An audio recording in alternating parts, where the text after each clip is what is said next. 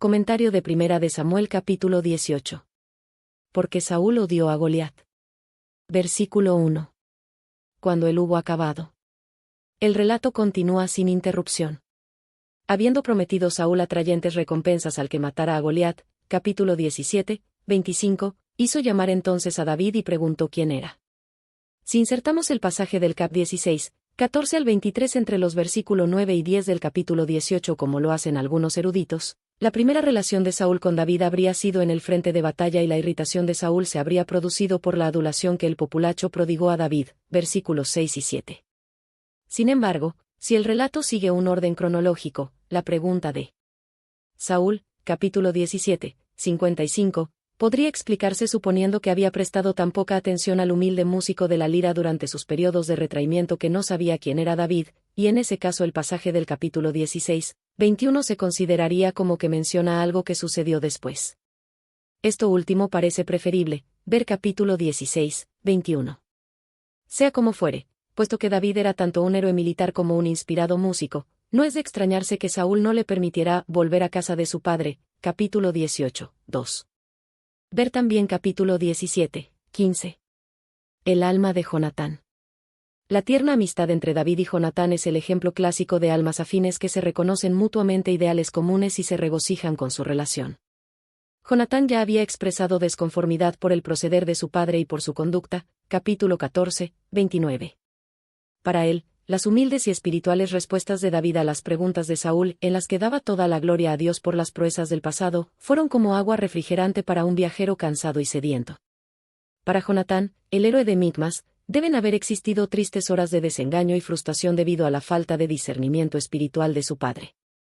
No se daba cuenta Jonatán de que, en forma del todo desconocida para él, la misma fe en Dios y la entrega a su conducción estaban amoldando otra vida a unos pocos kilómetros hacia el sur. Versículo 2. Saúl le tomó.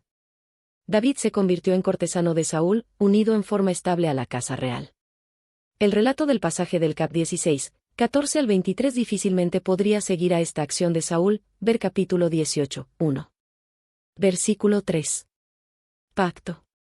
Quizá hecho con posterioridad y registrado aquí a manera de introducción para el relato de la amistad de David y Jonatán. El pacto de amistad debe haber sido el resultado de innumerables conversaciones, de expediciones llevadas a cabo juntos, de un afecto maduro. En la hermosa amistad de estos dos espíritus consagrados y ardientes tenemos el privilegio de contemplar algo de los sentimientos de Cristo cuando un día contemple en la vida de sus redimidos la misma visión espiritual, la misma humildad de alma, la misma tranquilidad de espíritu, la misma obediencia a los eternos principios de la verdad que reinaron en su corazón divino mientras estuvo aquí en la tierra. Así, pese a la intensa aflicción de su alma, quedará satisfecho, Isaías 53, 11. De gran gozo será el cielo para las almas afines, con una eternidad de compañerismo por delante. Versículo 4. Jonatán se quitó el manto. Su amor por David fue tan grande, que estuvo preparado para decir, como lo haría Juan el Bautista siglos más tarde, es necesario que él crezca, pero que yo mengüe, Juan 3, 30. Contemplaba en David lo que una vez soñó que él mismo podría haber llegado a ser. Todos los rasgos loables de los dos caracteres fueron aglutinados por un verdadero afecto, y Jonatán comprendió que la felicidad consiste en amar antes que en ser amado.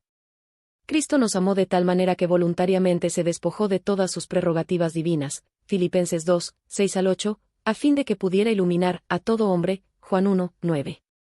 Versículo 5. Sale a David a donde quiera. A semejanza de Moisés en la corte de Faraón, David recibió una preparación en asuntos administrativos que iba a serle útil en años venideros. Fue colocado en un puesto desde el cual podía ver la vida en todos sus aspectos, y Dios le dio perspicacia espiritual para que pudiera distinguir entre lo correcto y lo erróneo. A semejanza de Daniel, David mantuvo su integridad en un ambiente que no había escogido, ni temió la contaminación.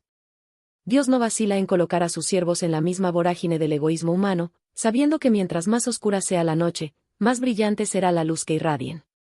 David, que había sido un respetuoso hijo en la casa de su padre, Isaí, demostró su idoneidad como fiel embajador del rey. Lo puso Saúl sobre. Saúl cumplió su promesa de honrar al hombre que estuvo dispuesto a aceptar el desafío que habían declinado sus propios soldados. Aunque era poco más que un joven, David se comportó con tan loable discreción que todos lo aceptaban fácilmente. Eran obvios sus excelentes rasgos de carácter. Esto no significa que reemplazó a Abner, que había sido, y seguía siendo, capitán de las Fuerzas Armadas. Versículo 8. No le falta más que el reino. No se da un intervalo entre el anuncio de la elección por Dios de otro hombre, mejor que tú, capítulo 15, 28, como rey, y esta experiencia de David en la corte real. Aunque es probable que hubieran pasado varios años, con seguridad Saúl estaba a la expectativa de indicios que le mostraran al hombre que debía ser su sucesor, ver versículo 9. Acababa de demostrar su debilidad ante los filisteos, y si no hubiese sido por la hazaña de este joven pastor, podría haber perdido su propia vida. Sin embargo, le molestaba el pensamiento de que ese muchacho a quien había honrado colocando cerca de sí podría estar arrebatándole el afecto del pueblo y también del ejército. ¿Qué clase de gratitud era esa? El tiempo no había aliviado el escozor del reproche profético, ver capítulo 15, 23. Otra vez Saúl expresó sentimientos de descontento y malas suposiciones, hasta que por fin se trastornó su mente celosa. Versículo 10. Un espíritu malo. Ver capítulo 16, 15, 16.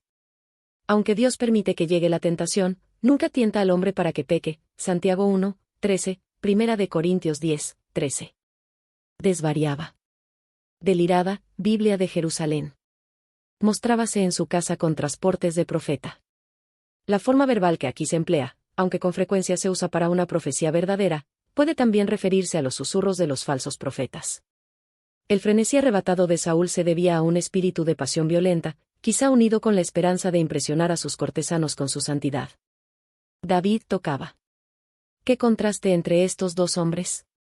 Movido por una furia celosa, Saúl tomaba su lanza con el propósito deliberado de matar a David. Este probablemente sentía el peligro, y comprendiendo la causa de la pasión de Saúl, se aferraba de su arpa con la cual procuraba aliviar la tensión mental del rey. Versículo 12. Saúl estaba temeroso. La razón de Saúl para temer a David era su convicción de que Dios se había apartado de él para favorecer a David. Pero, ¿se había apartado deliberadamente el Señor de Saúl o fue éste quien renegó de su Padre Celestial? Debido a que Dios ha dotado al hombre de la facultad de la libre elección, él no lo restringe por la fuerza si rechaza su consejo. Adán renegó de Dios cuando se rindió a las sugestiones del adversario. ¿Lo abandonó Dios? Pablo. Deliberadamente persiguió a la Iglesia de Cristo. ¿Lo abandonó Dios?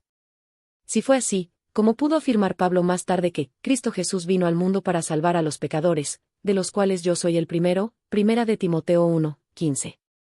Mediante el ministerio de David, el Señor estaba llamando al corazón endurecido de Saúl, invitándolo a volver y a darse cuenta del poder curador de Dios en favor de él. Aunque Saúl irreversiblemente se había descalificado como rey, todavía podía encontrar salvación como individuo, ver capítulo 15, 23, 35. Versículo 13. Saúl lo alejó de sí. Desde su propio punto de vista egoísta, uno de los grandes errores de la vida de Saúl fue cuando apartó a David de su corte y lo hizo jefe de 1000. Nunca más la melodía de la música de David calmaría la aflicción de Saúl. Ningún otro podía sostener la mano del rey delante del público como lo había hecho David, yendo donde quiera que Saúl le enviaba. Vers. 5. Obsesionado por el deseo de matar a David, Saúl realizó presosamente lo que hizo más difícil que se humillara y se volviera a su Padre Celestial. Versículo 14. Se conducía prudentemente. Ejecutaba con éxito, Biblia de Jerusalén, como lo dice implícitamente la forma verbal hebrea. Las faltas cometidas por los hombres que están en el poder al tratar a sus subordinados, fácilmente pueden ser usadas por estos mismos como peldaños para el éxito si proceden con sabiduría. David aceptó su descenso de categoría. Pues así parece que fue, con toda humildad, y en su nueva función ganó la admiración de todo Israel. No hubo recriminaciones ni se compadeció de sí mismo debido al injusto trato. David se mantuvo alegre y espiritual como siempre había sido. Siendo muy amado por el Señor, a pesar de la ira del rey, estaba recibiendo presosamente la preparación que necesitaba antes de entrar en el desempeño de las responsabilidades de liderazgo. Dios adapta la disciplina de la vida a las necesidades peculiares de cada individuo que se propone ser fiel al deber. Versículo 16. Salía y entraba. Los deberes asignados a David eran de tal naturaleza como para mantenerlo constantemente a la vista del público. Versículo 17. Me seas hombre valiente. Aquí resaltan en agudo contraste dos personalidades diferentes, la astuta duplicidad de Saúl contra la sencillez y la recta conducta de David. Saúl no solo estaba turbado por su conciencia, sino que secretamente también temía al pueblo, el cual amaba a David y le expresaba su lealtad en voz alta. Celoso por cada palabra de alabanza que se pronunciaba en favor del joven, Saúl recurrió a la duplicidad, el recurso favorito de los egoístas, la adulación manifiesta y la maquinación secreta. Parece que al principio David no se dio cuenta de las trampas que se le habían tendido. Aceptó tanto la promoción como el descenso de categoría con el mismo espíritu de la humildad dispuesta a cooperar. Siendo de corazón puro delante de Dios, solo se preocupaba por el desempeño eficiente de cada tarea que se le asignaba, y se mantuvo sereno ante el peligro personal. No será mi mano. Saúl no estaba listo todavía para quitarle la vida a David directamente. Esperaba realizar su propósito indirectamente, a fin de evitar la mala voluntad del pueblo. Versículo 18. ¿Quién soy yo? Merab, la hija mayor de Saúl, el nombre de ella significa aumento, multiplicación, ver Isaías 9, 6, 7, evidentemente había sido prometida a David como parte de la recompensa por matar a Goliat, primera de Samuel 17, 25, o con la esperanza de persuadirlo para que aceptara correr el riesgo de otros ataques contra los filisteos. La vacilación de David en casarse con Merab puede haberse debido a que no estaba en condiciones para dar la dote requerida. Versículo 19. Fue dada. Al principio, provocado por el rechazo de David, Saúl no pudo ocultar su creciente antipatía por el recién nombrado capitán. Entonces dio Merab a Adriel, que significa, mi ayuda es Dios, suponiendo que la palabra sea aramea. Meolatita. Abel Meola, el lugar de nacimiento de Eliseo, era un pueblo que no estaba lejos de Bet-Seán, Primera de Reyes 4, 12, Primera de Reyes 19, 16, quizá al este del Jordán en Tel el Maclub, lugar anteriormente identificado con Jabes de Galaad, ver Jueces 7, 22. La duplicidad de Saúl debiera haber abierto los ojos de David, pero como todavía él consideraba que otros eran sinceros como él lo era, se sometió humildemente a que Saúl anulara el primer convenio matrimonial. Versículo 21. Le sea por lazo. Saúl urdió una trama para que, mediante su hija Mical, tuviera todavía una oportunidad para llevar a cabo su nefasto plan de destruir a David. Iba a pedir una dote de tal naturaleza, que con toda probabilidad realizara su propósito en una forma aún mejor que la que hubiera sido posible si le hubiese dado a Merab. Saúl quedó muy complacido, pero tenía que proceder con mucha cautela pues David no debía saber que Mical estaba enamorada de él. Por segunda vez. Se refiere a que esta era la segunda proposición hecha a David. Versículo 22. Mandó Saúl a sus siervos. Saúl deliberadamente no le había dado a Merab por esposa, pero en forma solapada hizo que llegara información al joven de que todavía lo quería como yerno. Tendió un lazo a David por medio de una campaña de chismes propagados en la corte. Los siervos mismos probablemente no se daban cuenta de la parte que inconscientemente desempeñaban en el drama. 23. Siendo yo un hombre pobre. Quizá David expresó su perplejidad por la duplicidad de Saúl. Sin embargo, no estaba amargado pensando tal vez que la decisión de Saúl se debía a que él era pobre. Versículo 25. No desea la dote.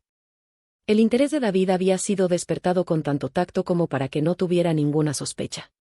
Es un hecho que la idea le cayó muy bien. De ese modo, al mismo tiempo podía vengar a Israel de un enemigo ya antiguo y ganar la mano de una joven que quizá le parecía aún más adecuada para él que su hermana mayor, pero que quizá no podía casarse antes que la primogénita, ver Génesis 29, 26. Puesto que los padres eran quienes arreglaban los casamientos, David no advirtió nada malo en las intenciones de Saúl. 100 prepucios. En relieves egipcios se ven montones de prepucios cortados de enemigos caídos, presentados ante el rey y contados en su presencia como una evidencia de victoria. La propuesta de Saúl estaba, pues, de acuerdo con las costumbres paganas de la época. Versículo 26. Antes que el plazo se cumpliese. Esta cláusula pertenece al versículo 27. Versículo 27. 200 hombres. 100 era el número estipulado por Saúl. El rey había divulgado tanto este asunto, que se vio obligado a cumplir con su propio convenio. Así Dios otra vez llamó la atención de Saúl hacia el hombre a quien el Altísimo quería honrar. Versículo 29. Enemigo de David. La molestia que le provocó el fracaso de su perverso plan intensificó el odio que Saúl sentía por David. Pero en vez de entregarse a Dios, Saúl se afligía por su orgullo herido. El prestigio de David era mayor que nunca. Ahora bien, enteramente poseído por un mal espíritu, la entenebrecida y cavilosa mente de Saúl buscó con afán la forma de tender una nueva trampa a su enemigo, que ahora era su yerno. Comentario bíblico adventista del capítulo 18 de Primera de Samuel.